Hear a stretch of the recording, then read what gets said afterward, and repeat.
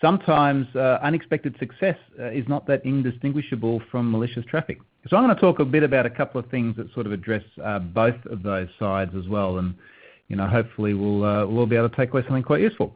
So I run this service called Have I Been Pwned? And I'm sure a few of you have used this before.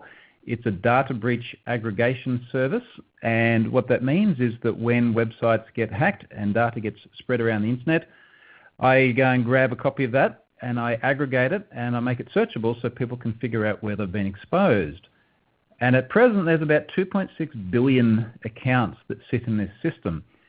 And this is a site that gets pretty sort of high profile coverage after incidents like, say, the Dropbox hack, which many of us on this call were probably in. I know that I was in that data breach. So it gets a lot of attention, and one of the things that I'm always conscious of is what are ways that people are going to try and do bad things to the site.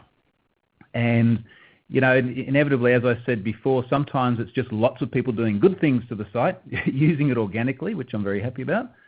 But other times it is people intending to actually execute malicious activity against the site. So I give quite a bit of thought to what are they trying to do. And one of the most sort of common usages, if you like, of the site in ways that really increases the load on it is hitting the freely available API. So there's an API endpoint that allows you to request whether or not a particular email address has appeared in a data breach. And when I created this, I thought this would be a great idea, because now we'll have other people go and build applications that make the information more accessible to more people. Organizations can use it to check their own exposure, for example, by enumerating through their accounts. And lots of people have built apps that use this service, which is fantastic. Now, when someone goes and hits this API endpoint, they get a response which includes any of the incidents that the individual was found in. So in this case, someone might have been in Adobe. I was in Adobe as well. Unfortunately, I've been in about 8 data breaches in the system. So you'd hit this API and this information would come back. And when I initially stood this API endpoint up, I said, all right, let's make it as broadly accessible as possible. Let's not worry about having auth tokens. Let's not worry about rate limits or any of these things. We'll just make it as freely accessible as possible. And of course, in doing that, the inevitable did eventually happen, which is that you'd get people that would come along and just make huge numbers of requests. Now, that would sometimes be requests that were quite legitimate. So you would see, for example, an organization working through their own set of aliases on their domain. Other times it would be traffic which I was a lot less comfortable with. And obviously the trick in running a service like this is that it is a lot of people's information in there. And I've got to sort of strike this balance between how do I make it broadly accessible to the right people and make it as easy as possible to discover your exposure, but how do I try and keep the wrong people out of it? So how do I minimize the ability for abuse? And what I was starting to see is increasingly enumeration of a large number of accounts which didn't look like they were ethical usage patterns. Now that was sort of one side of it, right? So I was a little bit uncomfortable with the way that was being used. But the other side of it is what you see in this graph, which is I'm going from sort of hundreds of requests per minute. So this is actually what's happening on the Azure app service back end. Hundreds of requests per minute, which is fine. And then suddenly within minutes, we're up to sort of 10 or 15,000 requests a minute. And from a scalability perspective, that's obviously two really, really different sets of traffic patterns. So when you get to that sort of 6:45 p.m. range there, suddenly what happens is now a huge number of resources on that back end are being used. I use autoscale on Azure, which means that if my utilization gets to a certain point, then it's going to add on servers, which is great because you can scale and support the traffic. Not so great in that I've got to pay for every new instance of an app service that gets put on. So when you see patterns like this, this has a direct impact on my bottom line, regardless of whether it's good traffic or bad traffic. So I came up with this idea and I said, okay, well, what I'll do is I'll just start returning HTTP 429 if I see requests exceed a certain limit. And I thought, okay, well, look, probably the most reasonable limit to put on this, which allows people to do legitimate things, but doesn't sort of allow people to do nasty things too quickly, would be one request every 1500 milliseconds. So if you make more than one request per 1500 milliseconds, you get an HTTP 429. Now, this is the correct semantic HTTP verb to say that you've made too many requests. There'll then be a response code returned or a response header returned which says you can try again in this many seconds from now. And I thought, this is great, this will fix it, right? Like, people will get this and they'll say, oh, I was going too fast, I'll slow down. And after I rolled this out, my traffic patterns, well, they kind of looked like this. And this is the same diagram because basically the traffic patterns didn't change. And the challenge that I was having here is that even though I was telling the consumers of this service that you're going too fast and you need to slow down, they weren't. And in fact, at times, it was actually getting really quite unusual, where I was seeing large numbers of requests come through at very erratic patterns. And what I realized, it sort of got to the point here, I went, either the consumers of this service or whoever is running against this are sort of out of control and they're just not monitoring these response codes, or it is actually malicious traffic. Now, imagine trying to scale your infrastructure and set sort of the right amount of resources based on traffic patterns like this. Now, this isn't a lot of requests per minute, but we're sort of going minute by minute, I mean, it's a very pretty pattern, granted, but we're going minute by minute with my utilization scaling sort of 4, 5, 6 times over. So it's very, very difficult to actually get the right amount of infrastructure when you're running at that sort of pattern. Now, for me as well, I run this service as an individual.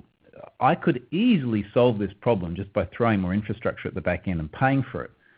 But frankly, it's kind of a cool challenge to be able to run on really, really minimal infrastructure. And for context, the back-end services, I pay about the same amount as what you'd pay buying a couple of cups of coffee a day. So I keep the cost really, really low. But in order to do that, I need to keep the traffic predictable. So that sort of gives you an idea of some of the challenges I was dealing with.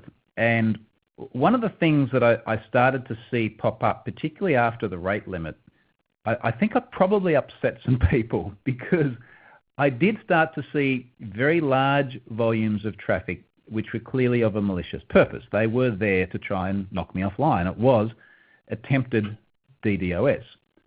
And when you sort of look at this, you go, well, what would be the point of trying to take down have I been pwned with a DDoS attack?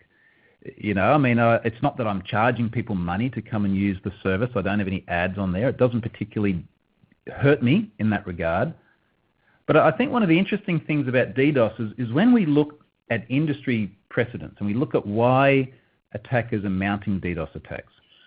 And there was a case with Nissan early last year. And here's the interesting thing with Nissan. So Nissan suffered this DDoS attack by Anonymous. We know they're anonymous because someone said, hey, we're anonymous.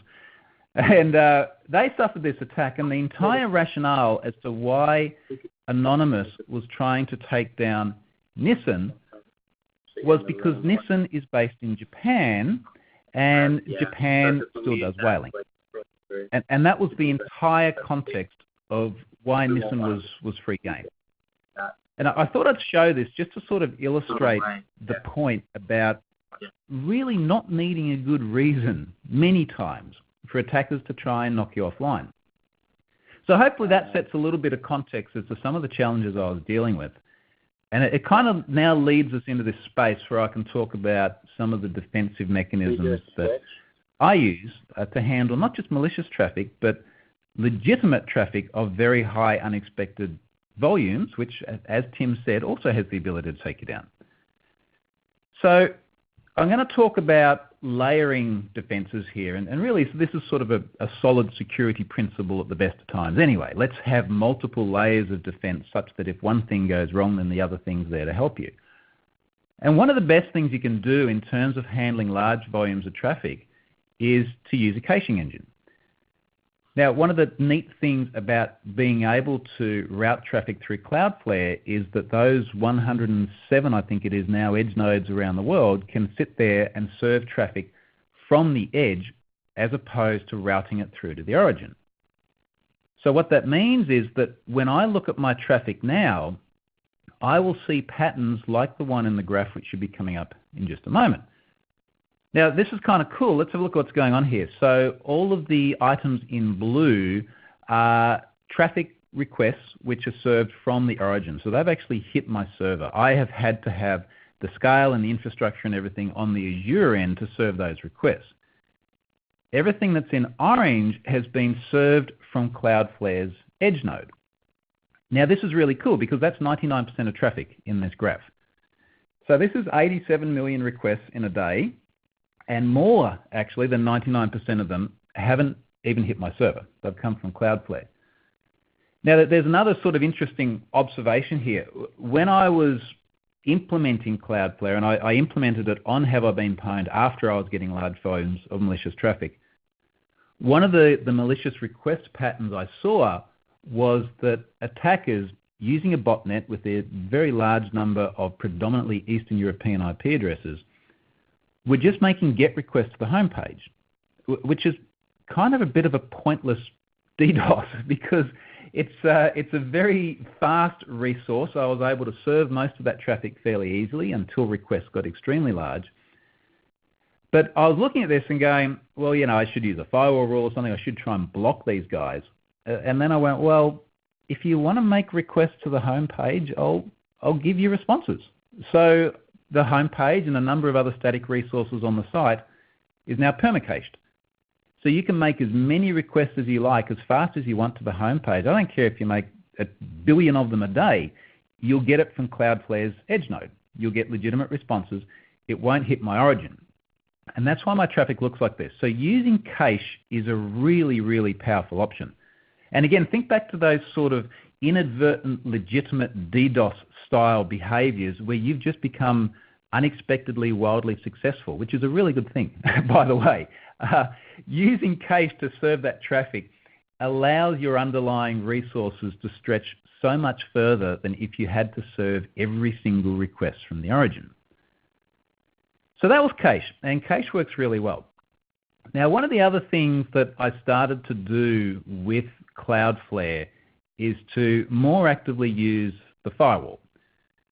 So because they act as an edge node and because everything gets routed through their infrastructure, as well as serving content from cache, you can implement firewall rules. So you can have rules that make certain decisions based on the traffic. And one of the things I wanted to do is identify when traffic is malicious and block it outright. And in fact, what I did is I used Cloudflare's API. So there is an API which you can call from your own application or from anything else that can call an API that allows you to do things like add a JavaScript challenge for an IP address. So what I started to do is I said, all right, let's get a little bit smarter about this. If my application, so the one actually running in Azure on my origin server, if it sees traffic which I can reasonably confidently identify as being malicious or operating outside the bounds of what I consider legitimate use, and the details of which I'm not going to go into, but everyone would have their own rules about what they think is good traffic versus bad traffic. If I see that, I'm going to call Cloudflare's API, and that IP address is going to get a JavaScript challenge for the next 24 hours.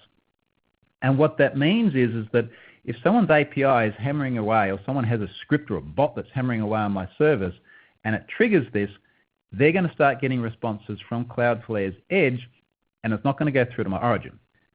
If it's happened inadvertently, because this is just a JavaScript challenge and it's not a block, if, let's say, one person in an organization behind the shared externally facing IP address is just too aggressive with the API and this block gets put in place or this challenge gets put in place, anyone else in the same organization with the same IP address is just going to get a JavaScript challenge, which basically means it's going to be a white screen with a few little dots that move around on it, validate that you're a legitimate browser, and then they go through.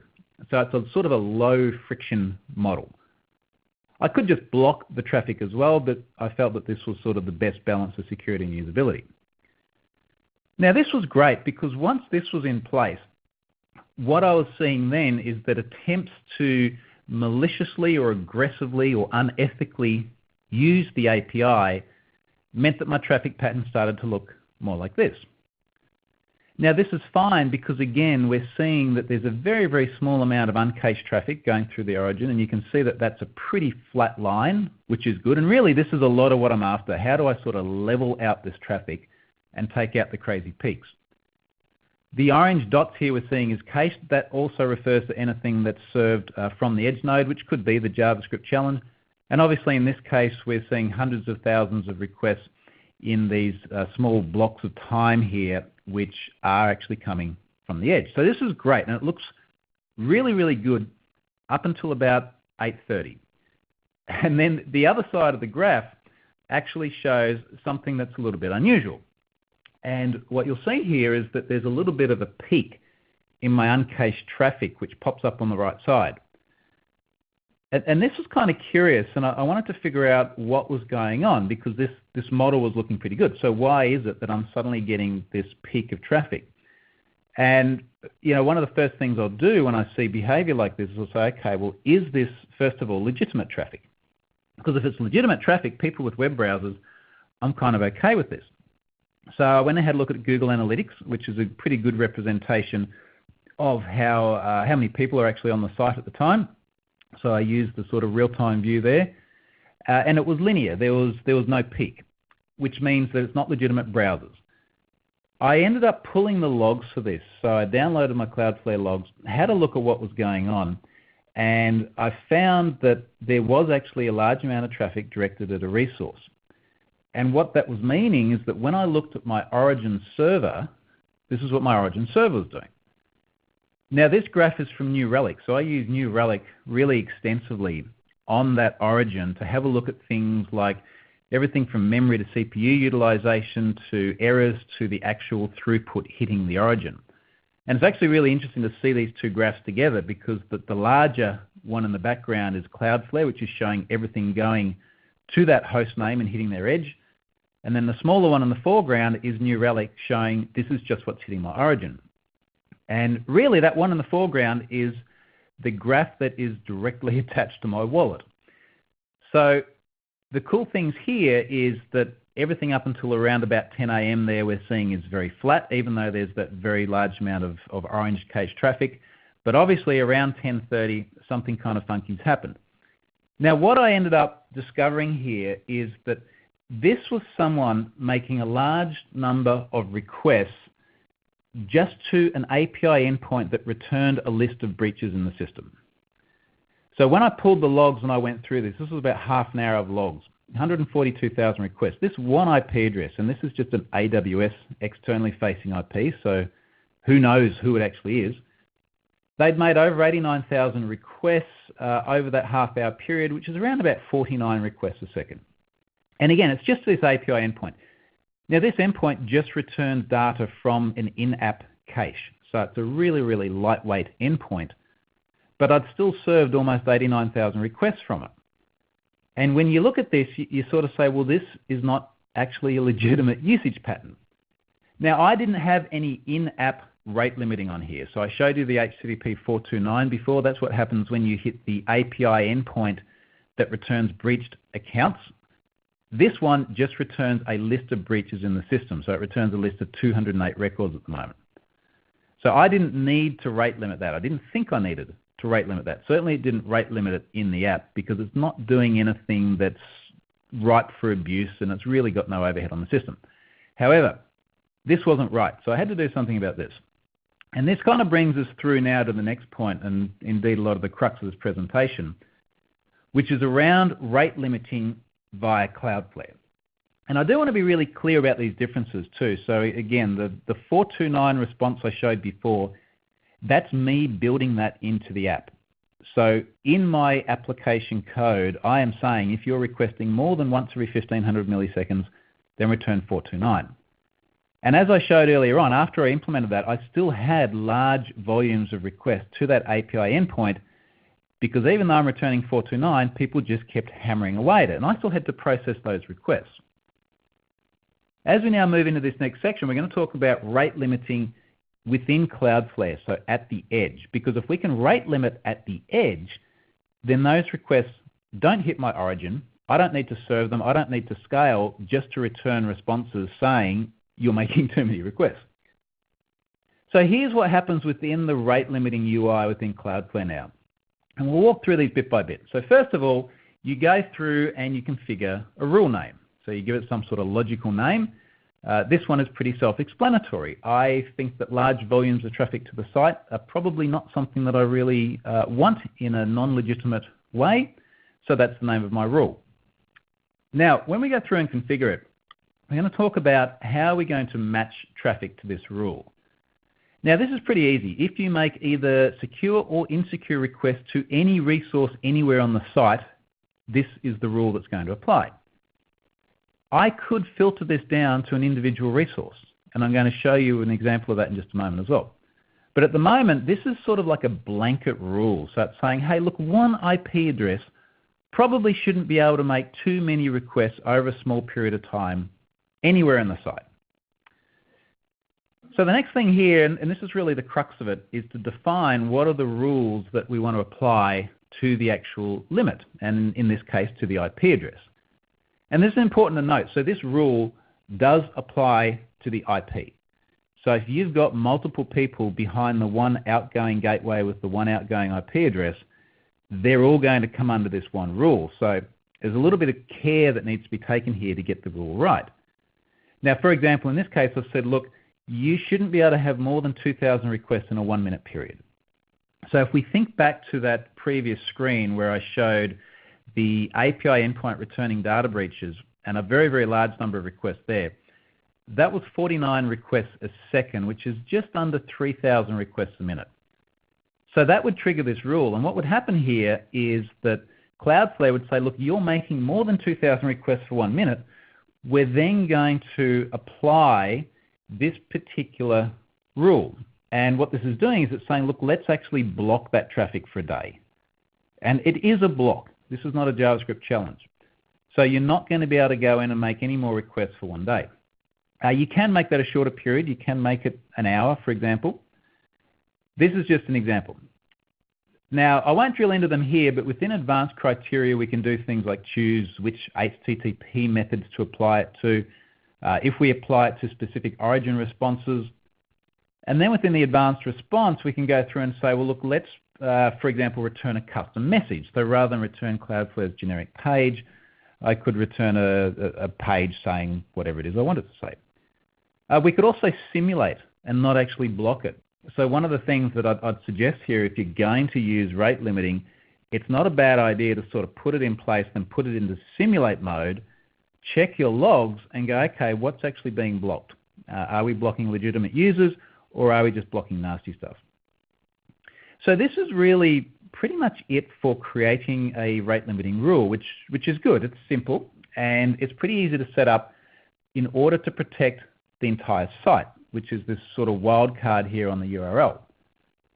Now, when I have a look at my rules that are on the site at the moment, and I've sort of changed these a little bit for the sake of not disclosing exactly how I've configured them, but you'll see that I've got 2 rules here.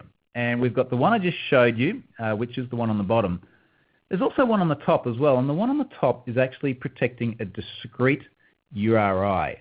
So what this is doing is it's saying, hey, the API endpoint, which I tried to protect on my origin with the 429, let's add a specific rule for that. So 40 requests per 1 minute, which is 1 request every 1.5 seconds, consistent with the underlying rule I've got in the origin. Let's just block it for an hour because it's easy to mess it up. It's easy to accidentally make too many requests legitimately. But if you do that, you're going to get blocked pretty quickly, and you're going to get blocked by Cloudflare rather than me having to make decisions about that back on the origin. Now what that means is that once all that's rolled out, I start to see traffic patterns like this. So I'm actually seeing here within my analytics on the Cloudflare dashboard, there was a point here where 20% of the requests in this one period of time were blocked, which is great. So this is the rate limit in action. This is the visual UI implementation of it or representation of it. I could always pull the logs as well and actually have a look at what was going on with individual requests. All right, so that's rate limiting. And what I thought we'd do now just at the end of this is just kind of wrap up some of the key points. And really one of the most important things whether it's malicious traffic you're worried about or unexpected wild success, is actually trying to get that traffic back off your origin. And this is really positive for many ways. And one of the obvious ways is that if you can just serve that traffic from Cloudflare's cache, and they serve it from one of those 100+ edge nodes around the world, it's going to be super fast. Now, so this is win-win. It's going to take it off your origin. You're not going to have to pay for the traffic, pay for the infrastructure, pay for the scale, and people are going to get it faster than ever. It all supports HTTP2 as well on those edge nodes. And HTTP2 is really super fast if you're serving responses over HTTPS. So good news all around there. The other thing to think about there as well is using those firewall rules. So they are really effective at either challenging with a JavaScript challenge and letting only legitimate users through and nothing that's a bot or an automated process. Plus, it's really good for just blocking IPs outright. And if you can think about what are the rules that you can have on your origin server that identify bad traffic and then block it by calling the API and adding a firewall rule, that's actually a really neat way of protecting that underlying resource. And finally, around the rate limiting. So the rate limiting, which we just covered, to me, this is all sort of part of this layered defense. And the best thing about it is it allows the edge node to start making these decisions about whether the traffic is legitimate or not based on the rules you set up. And a lot of this is about trying to move the decision making off the origin and back out to the edge. Because the more processing your origin's got to do, then the more resources you need to support it. And again, that's probably going to be attached to your wallet, particularly in this auto-scale cloud world that we live in. Now, I showed two things just now as well in rate limiting. So one of them was around protecting these discrete resources. If you've got something like an API that has a rate limit, then that's great. Filter down that path, put a rule that says, look, if you request it, you can only request it this many times over this unit of time. And again, that's pushing the rule back out to the edge and unburdening your own system. And the final thing here, and I think this one is a really neat model, and it's what I showed in the rate limit configuration, actually having this safety blanket across your whole site is really valuable. Now, it's important to be conscious that, as I said, this is IP-based. So if someone has a botnet and they have enough IP addresses, and each one of those IP addresses can stay within your rate limit, they're still going to make life hard on you. But what you're doing is you're continually raising the bar of difficulty in terms of how hard is it to take you offline. And really that's what all of this does. Let's make it as hard as possible for people to want to take you offline so that it's going to cost them more, it's going to take longer, it's not going to be as sustainable. So that's what I wanted to cover today, guys. I think we are going to sort of open it up for some questions now. So I might throw back over to you, Tim, and see if you've got anything you want to ask based on what's popped up in the chat. Yeah, can you hear me? You're good. Can you hear me? Okay, cool. Great. Yeah. So we're going to flip over here the slides and ask a couple of questions. There have been some questions that have come about the product through the chat, and also sort of about your presentation. So I'm going to throw some of these out. Some of these I may have to answer, but I'll throw them out to you. So can you go a little bit more about how you use New Relic to identify the problem and just how they work together in you using them? Because you showed some screens and we talked about the back end, but maybe you can talk a little bit about how you combine those two. Yeah, so New Relic's really neat actually. New Relic runs in process. It's platform agnostic. They've got providers that run in ASP.NET, such as Have I Been Pwned, as well as many of the other popular tech stacks. So they run in process. They can look at the execution time of resources. They can look at things like how much of your CPU and memory is being used, how many servers you've got. They also have a client component as well, which can look at things like the render time in the browser and then tie it all back together and give you one big picture of what's happening with your app. And what's really neat for me about New Relic is that gives me a really good idea of what's actually happening on the server. So I showed a graph there where we saw a big spike in terms of requests per minute. And that, as I said at the time, is sort of the thing that's directly attached to my wallet. So if I see that suddenly I'm serving 10, 20, 30,000 requests per minute from the origin, that's when I need to say, okay, well, do I need to look at Cloudflare and figure out why it's letting this traffic through? Or do I go, hey, fantastic, I've been unexpectedly wildly successful, in which case I'll just add more resources and pay to support it. So New Relic is a really good representation of what is actually going on the server.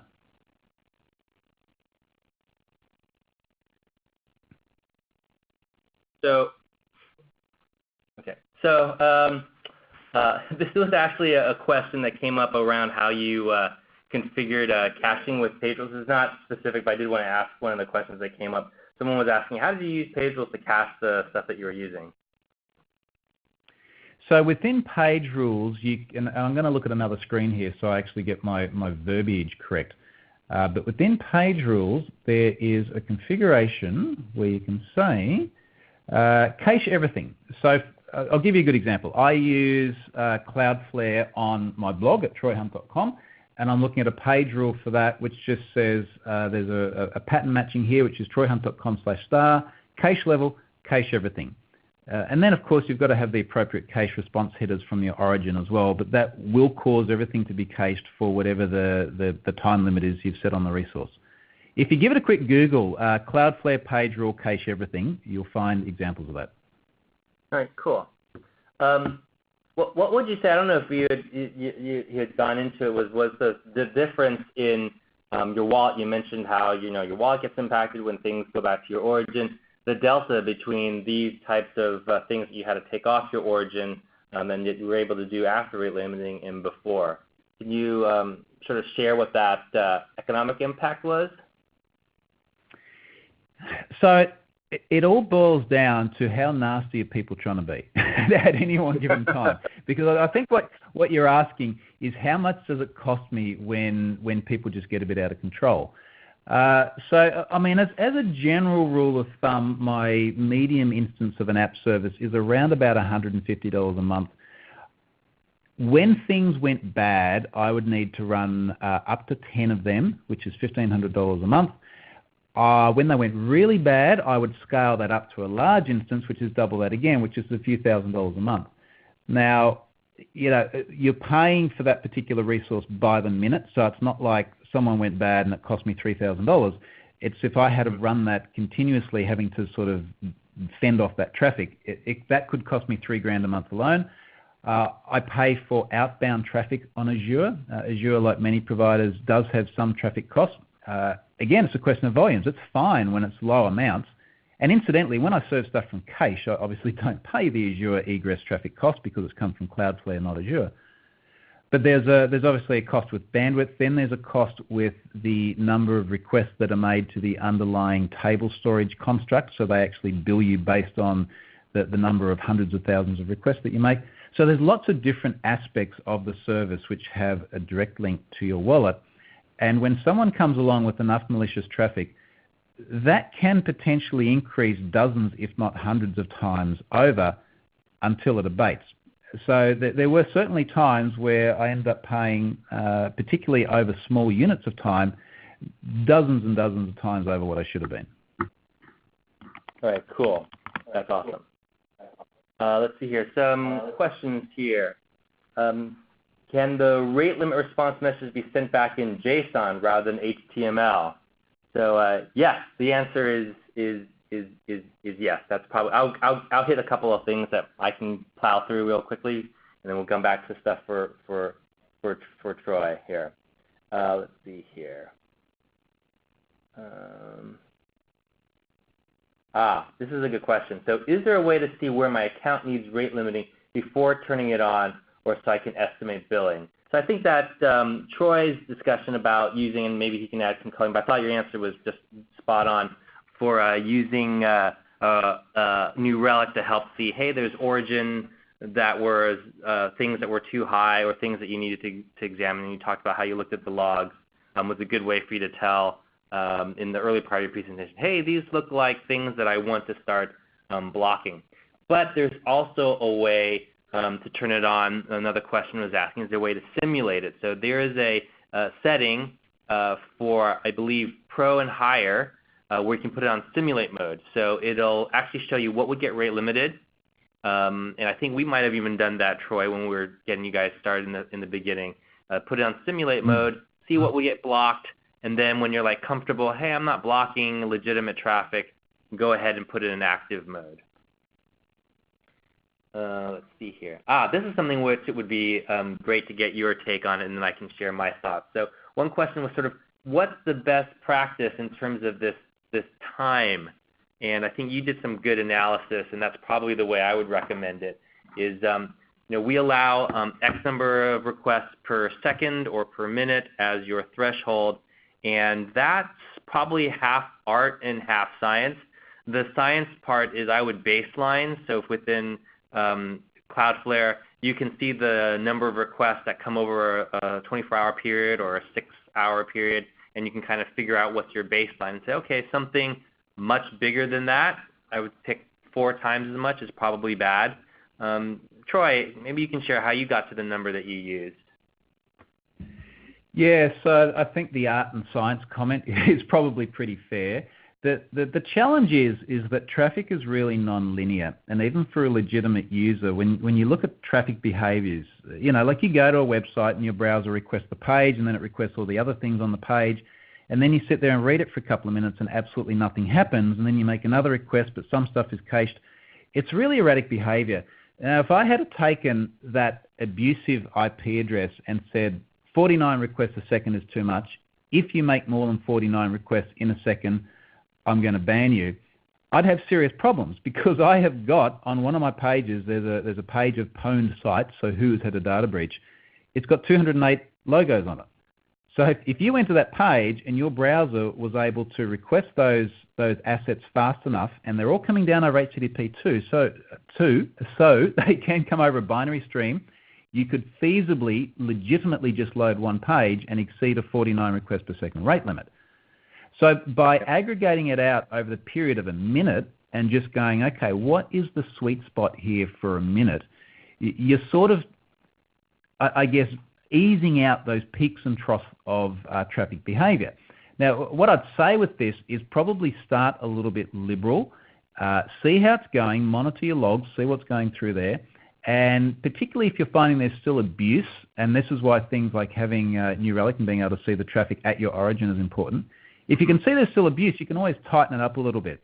So I would tweak this stuff, but probably start by being a little bit liberal. Yep. Cool. Here's another one which I thought would be interesting because you had some experience on it. Was someone was asking why not just use Nginx? So Nginx has a rate limit mod that somebody could use, and I think that someone could apply the same question to why not somebody actually just build the rate limiter on their own origin. And I would say that, and I think Troy referenced it, was there's a difference between putting on the edge. We've had customers who said, I'm just going to go ahead and use my own Nginx on my own servers to do the rate limiting, but those 429 requests still come to the origin. And Troy, maybe you can add some coloring, because you actually built the rate limiter and then went to Cloudflare Edge to actually use a rate limiter. So I think you probably have some great insight too. Yeah, this was sort of the point I made a few times, which is you want to get processing off your resources. Because I built a great rate limiting feature, and it works perfectly so long as it can actually serve the traffic that's coming into the origin. So when you're doing stuff either in-app, or if it's Nginx and you've got modules and so on there, you're still doing it on your infrastructure. Your server has got to be able to receive however many requests are going to be thrown at it and process them accordingly. And just because you respond with a 429 saying you're going too fast doesn't mean they're going to slow down. And the other thing is, it doesn't necessarily take a lot of processing off your back end. You've still got to receive the request, process it, and send back a response. So the whole point about using Cloudflare's rate limiting is you move that decision back upstream of your origin, and you put the burden back on them, and you take it off your origin so that you can serve legitimate traffic from it. Yep. Cool. Yeah, that was really great. Sort of when we discussed that as a good use case for this. We're going to roll off pretty soon, but there's a couple of questions that came up. How do we make sure we're not blocking the Googlebot? So as Troy talked about, he showed the sequence was the tools that he used was setting the cache, fine-tuning page rules, and then he had a firewall, and then rate limiting. And so the sequence of things is the firewall rules and our security mod rules kind of happen first. So something is whitelisted through either the firewall or through what we've done in terms of Googlebots. We've whitelisted those. Those would not be affected by the rate limiter. Similarly, if you whitelisted an IP address and you knew, hey, these IP addresses are services that you wanted to make sure came through and did not get counted by the rate limiter, then the firewall would kick in and whitelist it, and it wouldn't be impacted by the rate limiting. There was a question here about how it gets charged, and I wanted to address it a little bit. Is this art and science that Troy alluded to also relates to the way we charge. So 10,000 requests across all accounts, all of the websites in a given account that are matched by the rate limiter, rate limiting rule and hit the origin are free. So when we did the calculus, I looked at pulled the data across the number of accounts, the requests that are coming to an origin, tried to see what's the amount that would give people a free tier. It was depending on what time of day we looked at it, 70% or 75% of free customers would not have to pay anything. But the higher order bit question would be, if you're not attacked and it's allowed, whatever is matching that rule, you would be charged. And the thinking about it was, hey, we're allowing good, but if you're attacked, you don't get charged. And by giving you controls like Troy has done, and he has several APIs, and he was very granular and specific in some cases with his rules about specific endpoints. And so to that point, if you know certain endpoints or certain paths, and we use globs for the paths, aren't blocked, aren't things you want to block, then a rate limit, then they won't be impacted. Right? So they won't match. So in this case, if he has some traffic that he didn't care to rate limit, and that he wouldn't be charged for that. So let's see here. I think I'm just trying to skim through these while looking at time. I think those are pretty much all the things. Thanks, Troy. I think your use case and study for APIs are moving into an API world, and the way you combine it with the performance management with New Relic, and showing how sort of tiering the solutions, how rate limiting is part of an overall picture, I thought was great in terms of, hey, you have to actually make sure your cache is done well. There's some customers who they're not using the cache as well, and so things are going to their origin, and pushing more on the cache, make us be the workhorse, and then how it relates with firewalls was all super, super great. There's one quick question about geo. We don't have geo-specific rules. It is something in consideration and something that we definitely want to do. So next steps. Right now, even as you're on this call, you could actually go in and enable it right now. So while I'm live, feel free to kind of log in if you're in front of a computer to just ask your questions. But you can literally log in on another tab in your Cloudflare account, go to Firewall, and you'll be able to click an Enable Rate Limiting button. And it won't say create. You'll go through a little process, and then you'll see something that looks just like this. So it's super easy. It's available for you right now. And go ahead and go into the Firewall app and then Enable, and you should be able to start creating rate limits right now today. If you want more information, we have the following links. We have a knowledge base where I wrote a bunch of support items. On the first one that you want to go to is the one that says how to use it with the UI, and I walk you through all the steps and the configurations that you can do. It also talks about the different pricing, and I think that's a good place to kind of get started once you've gone ahead and created your rate limiting rules, or you have questions before you want to create it. That's a good place. It also talks about use cases. Hey, if you're concerned just about brute force attacks, how do you configure it for just those types of brute force attacks? The second thing that I think is really cool is to go to the actual demos where we look at the 3 big use cases. And you may actually hit an actual rate limiting API. It's been scripted. It's really awesome. You can actually attack our endpoint yourself and see what happens. or if you want to explain it to somebody else why you want to use rate limiting, that's a really good place to use it. And then the last part is this thing here. So click on that, go to your zone, and turn on rate limiting. So, hey, thanks everybody for joining. This was really great. Loved the questions. Troy, thank you for going into detail to describe how you used it. I think it was a really awesome presentation. My pleasure. Thanks everyone for joining. Cool. And of course, if you have questions, just reach out to us. But go ahead and give it a call. But this is now concluding our, something's not working here. cfl.re/rate-limiting-kb is dead. Okay. The way to solve for that, I don't know. Maybe someone will email you, but go to Google, type Google rate limiting Cloudflare support, and it will take you to the page. And for those of you who stuck all the way to the end, we will be sending you via email a link to the recording. Thanks for jumping in. So thanks, everybody.